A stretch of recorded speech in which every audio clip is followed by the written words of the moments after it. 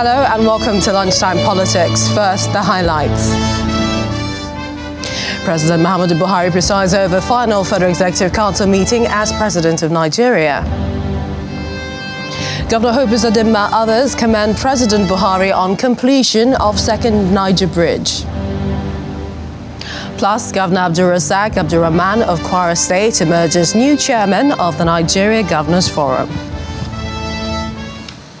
Warm welcome to the program. I'm Millicent Walker in Lagos. President Muhammadu Buhari is today presiding over the Valedictory Council meeting for the last time as Nigeria's 15th president after his second and last term in office. The council, which consists of the president as chairman, the vice president, secretary of the government of the federation, ministers, special advisors to the president, head of civil service of the federation, and the national security advisor, is the highest decision-making body in the country. The council holds every Wednesday, except in extenuating circumstances, to approve contracts and execute government policies. As President Buhari hands over to the President-elect Bola Tinubu May 29, 2023, this will be the last time he would chair the meeting. Now, the President is expected to use the opportunity of the valedictory session to thank council members for their support during his administration. Today, cabinet ministers of the President Muhammadu Buhari-led administration, they converged on the council chamber for the commencement of the session. The Vice President, Professor Ime Shibajo, the SGF, Secretary to the Government of the Federation, and all 44 ministers were physically in attendance as President Buhari begins the swearing-in of 7 federal commissioners of the Revenue Mobilization, Fiscal and Allocation Commission. The FEC, which has held no less than 15 sessions in 2023 alone, is expected to adopt the conclusions of the last 3 FECs, comprising 2 extraordinary meetings and 1 regular meeting. The president is also expected to officially dissolve the cabinet, after which each of the ministers will be given an opportunity to speak or pay tribute, as the case may be. After the official cabinet dissolution, ministers are expected to hand over to the permanent secretaries in their various ministries.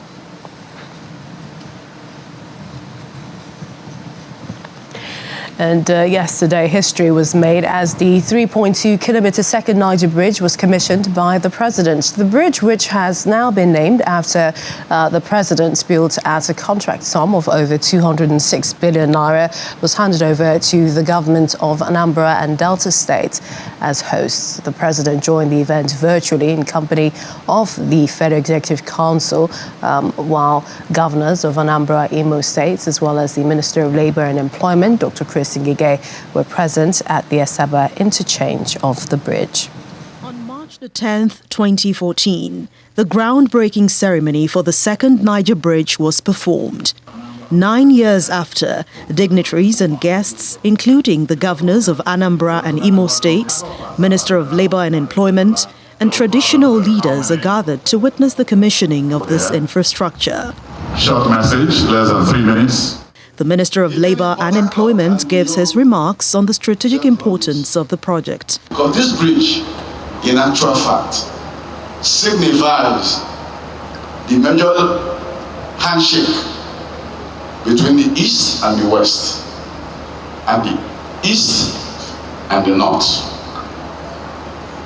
These are the people that use this road. Every nation must have a hero.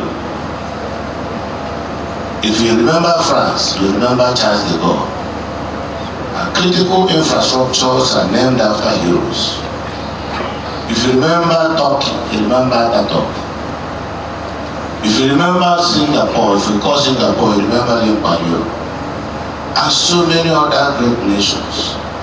Nigeria today, with the naming of the second bridge, Niger Bridge, after President Muhammadu Buhari, he is a hero for me. And indeed, the people of Southeast. Anambra State Governor Chukwuma Soludo, who expressed his gratitude, speaks on the benefits of the second Niger bridge. It is our pleasure, overjoyed today in the Southeast, that we have come to take good for one of them, and the major one at that. And that is the second Niger bridge. For the Minister of Works and Housing, who spoke virtually, he highlights some other strategic projects of the president. It is not my pleasure, sir, to invite you, Your Excellency, to dedicate and hand over the following projects for public use. The first is the Zamfara Federal Secretariat Guzo, the Bayelsa Federal Secretariat Yenegua, the Anambra Federal Secretariat in Oka, the Ikon Bridge in Cross River, the Loko Oweto Bridge linking Nasarawa and Benue. And because my colleagues in cabinet and the governors of the Southeast who have spoken to me have decided that the second Niger Bridge must have a name, in consultation with them, we have decided that you will also declare open the Muhammadu Buhari second Niger Bridge linking Anambra and Delta.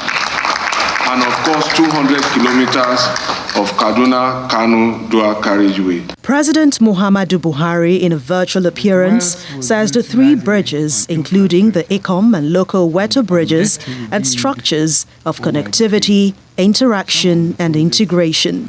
He notes that the projects already commissioned signal prosperity for the people.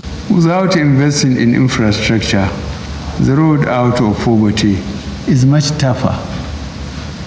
So, as we look at the debt profile, I urge us to also look at the assets and investment profiles, some of which was paid for by debt and some by investment income.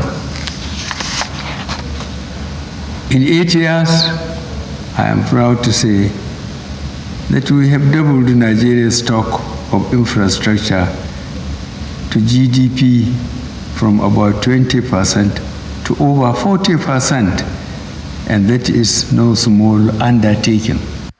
The Minister of Labour and Employment then performs the official commissioning of the bridge. In the name of Jesus Christ, our Lord.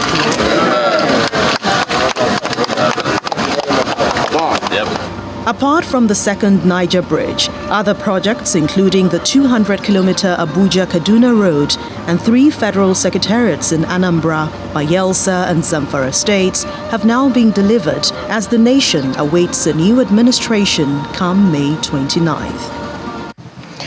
And let's head to River State, where just yesterday, the governorship candidate of the All Progressives Congress, Mr. Tonye Cole, denied media reports that he had withdrawn his petition from the State Election Petitions Tribunal sitting in Abuja.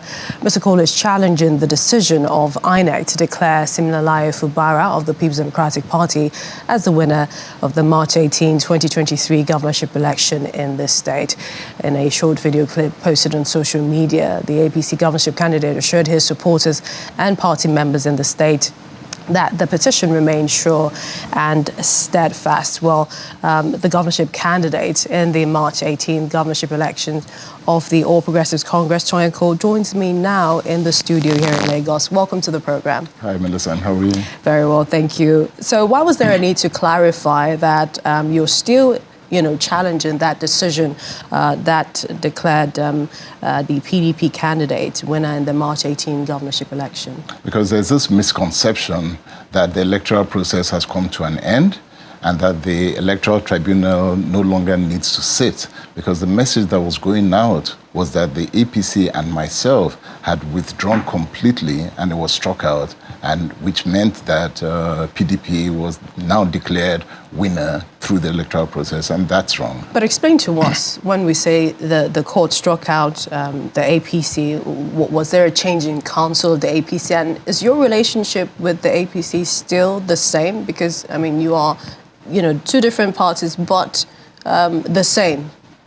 So this particular electoral process in Nigeria has been one of a kind. You've seen anti-party activities at the highest level. Ideology has gone out of the window if there ever was. Parties no longer have the kind of structure that that once you see a person saying that I am APC, then you know that the person is APC. So we see APC crossing to PDP, PDP crossing to APC, where people stay in parties and they work for the other, which happened in Rivers State to a large extent. The governor is PDP, his entire party is PDP, but he worked with APC, for APC, and it created a lot of confusion. And so what's happened now is that there is a new faction of an APC that is sponsored by PDP, that has come into the mix, and they're the ones who are fronting now that they're the APC in the state. And so it's a lot of confusion. So for me, it became clear and apparent that I needed to clarify very, very factually that I am pursuing this case in my own capacity as the governorship candidate for the APC in Rivers State. So when it comes to this matter now, you are the only petitioner. Yes, so I continue, my petition continues. But in terms of your relationship with the party as in the APC? So that remains. So I am the candidate of the APC. I remain the candidate of the APC. The national party recognizes me as the candidate of the APC, and that's where we stand. You also talked about, pledging to pursue the matter, and you're hoping for a victorious conclusion. But you also stated, different, perhaps, avenues or attempts to sort of undermine the petition. Oh, there have been many, and one of them has been to insert a new level of APC within the state, which is a faction sponsored by the governor and led by somebody called Tonye Cole. And so we have all of this undermining our ability to pursue this case. But I refuse to be deterred. So we just these are allegations coming from your side, but you're very optimistic. I am optimistic because we saw, what played out in Rivers State played out in the open. It wasn't hidden. So these are things that we saw factually, they were recorded. And what the court now has to do is that we have to take all of these things that we saw unfolding and make it fact within before the court. I believe that once we can do that, then the court will see clearly that that election in Rivers State was rigged terribly. Largely, we're seeing a number of things, and this is across the tribunals taking place for a number of the states, and also at the, the national, the presidential level. There was the case of stopping or not allowing that, which is televising the proceedings. Was that something that you wanted to happen? I think Nigeria needs to move forward, and one of the ways that we need to move forward at the end of the day is to be a lot more open. We tend to practice a Machiavellian kind of politics, and Machiavellian politics, the end result of it is not good. It means that you put extreme power in one side and everybody else is silenced one way or another, either silenced physically, emotionally, or silenced practically. So you see people being assassinated and all of those things because Machiavellian type of politics states that there must only be one power and that power must be absolute. That's not good for democracy. So an openness, the filming or televising or presidential election tribunals, gubernatorial tribunals, is something that I think Nigeria moving forward needs to begin to do. My final question to you would be, this is a couple of days into inauguration and, yes, your matter is in court, but then inauguration will take place across states and then at the federal level, especially for the president-elect and his team. What are your expectations? So my expectation is that everything has already been set for the inauguration to hold on the 29th. And I think that's going to happen. And once that happens, then Nigeria begins to move. That's a new chapter. And that chapter opens up, we begin to move forward. And we take what we see and we make sure that we bring the best out of it. That's all we can do at this point. The tribunals at the presidential level will continue. The tribunals at the gubernatorial level will continue. And that's another chapter that we will face when we cross that bridge. But for now, Nigeria needs to move forward. And so the inauguration on the 29th is something that must happen, and then we'll move forward with that. Mr. Tonye Cole, we'd like to thank you for joining us on the program this afternoon. Thank you, Millicent. It's been a big pleasure. Thanks a lot. We're taking a break now. When we return, the governorship candidate for the November 2023 governorship election in Enugu State is promising to reposition civil service for effective service delivery, and that's among other things. We'll have that story in a moment.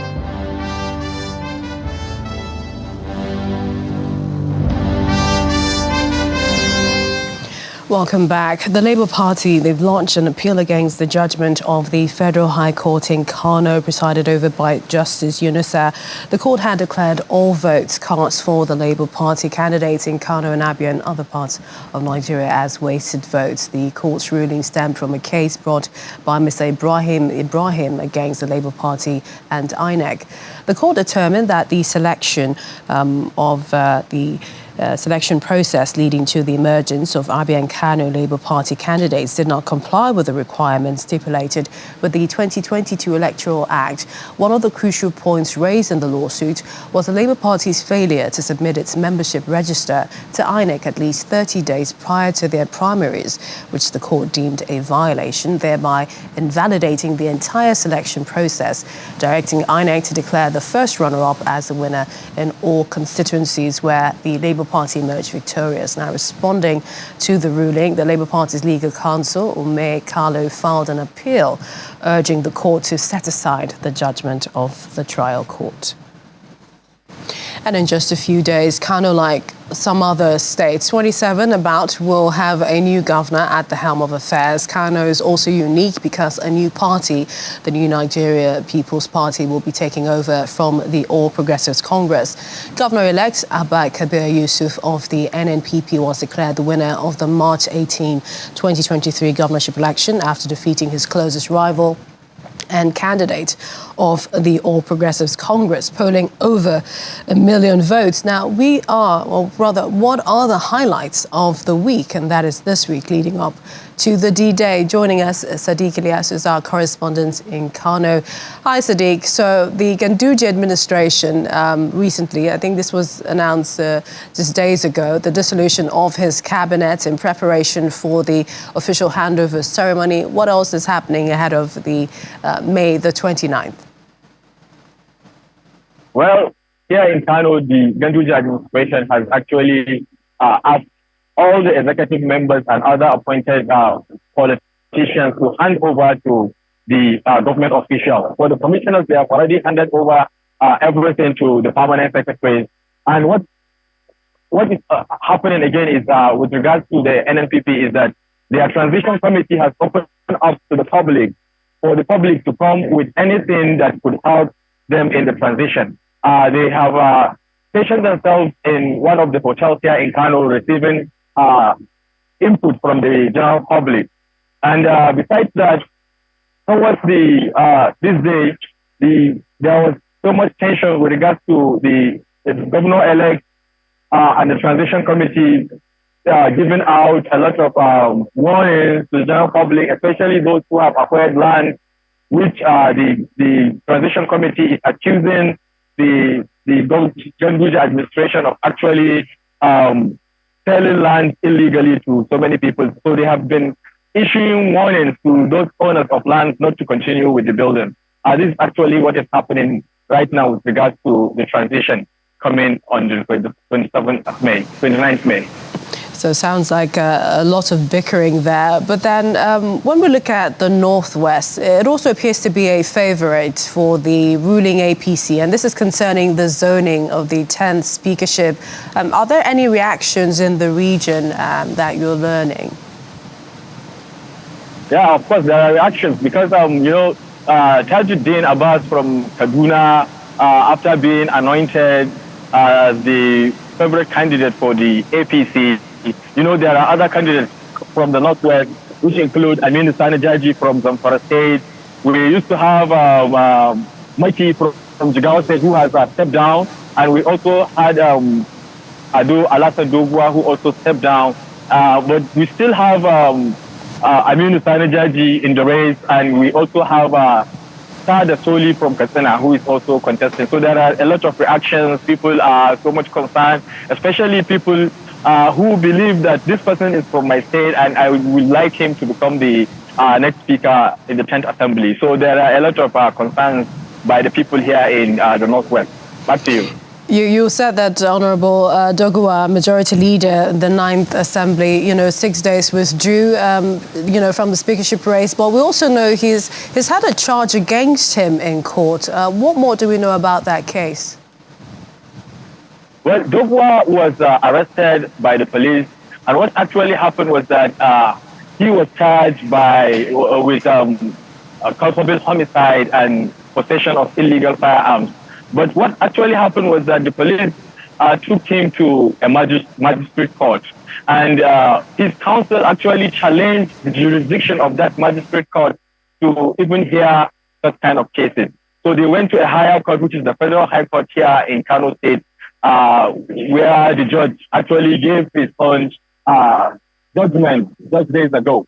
So the judge actually did the judgment in favor of Adodogwa, who was challenging the detention because he was detained more than 14 hours, according to sources. He was detained more than 24 hours, 48 hours in detention. And they also challenged that in the court, which the judge said it's actually unconstitutional. But what actually happened is that the judge did not give a judgment on whether Alassane Adodogwa is guilty or not. Because what was happening there at the court was that the counsel of Alassane Adodogwa took the case, challenging the jurisdiction, one, and the legality for the police to hold on to detain Alassane Adodogwa for more than 48 hours, which the judge declared as unconstitutional. That's what actually happened at the court. Back to you. We'll continue to follow the events as they unfold. Many thanks, Sadiq, our correspondent there for us in Kano. And after a brief party assembly in Lokoja affirming Mr. Usman Jibrin as the flag bearer of the Accord Party, he has promised to rescue the people of Kogi State from the current infrastructure decay created by the previous and current government if given the mandate to serve as next governor of the state. He was affirmed in Lokoja as the party's candidate for the November 2023 governorship election in Kogi State. He also promised that the incessant payment of percentage salary to workers and pensioners will be stopped, in addition to repositioning the civil service for effective service delivery. We will deliver Accord. I, retired Usman Jibrin, is here on a rescue mission.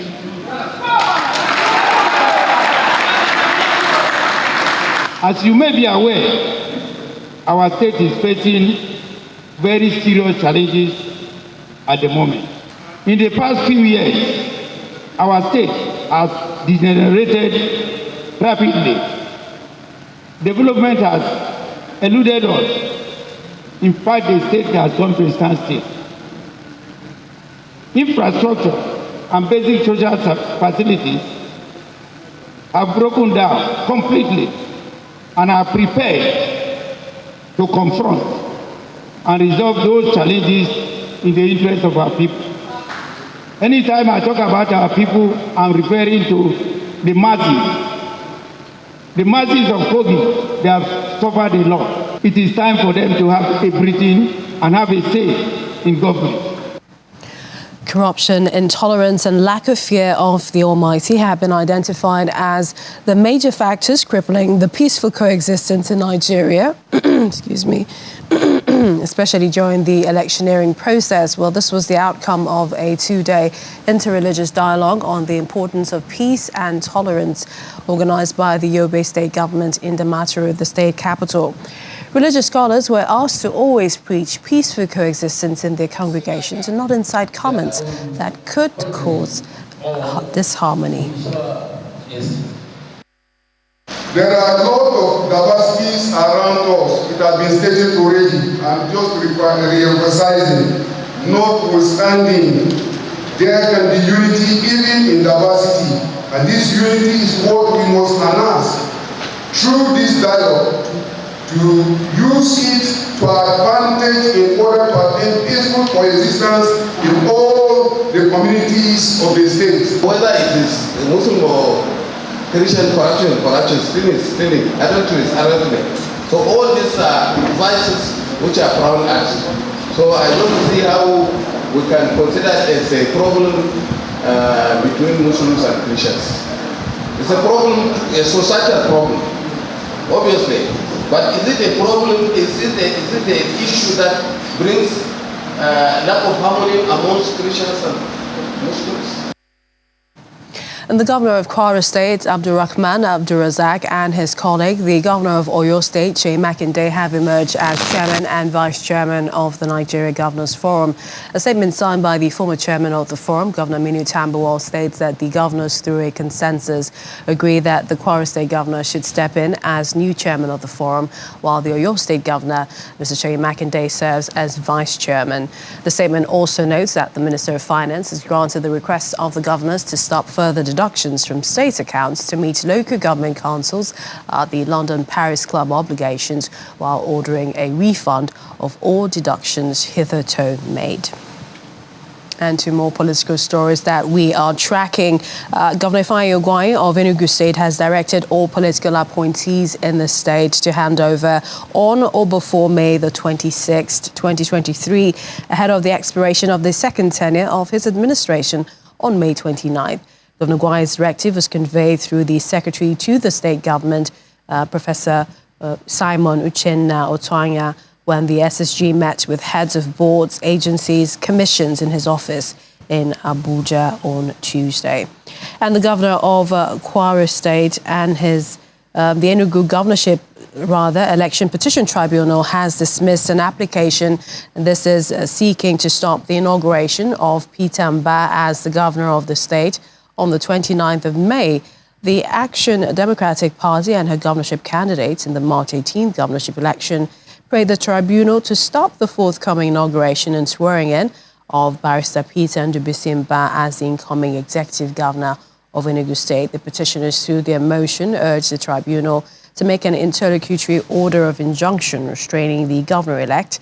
But then, on Tuesday, the tribunal dismissed the application for lacking in merit. And that's our program this afternoon. You've been served. Thank you for watching. I'm Millicent Walker. Bye for now.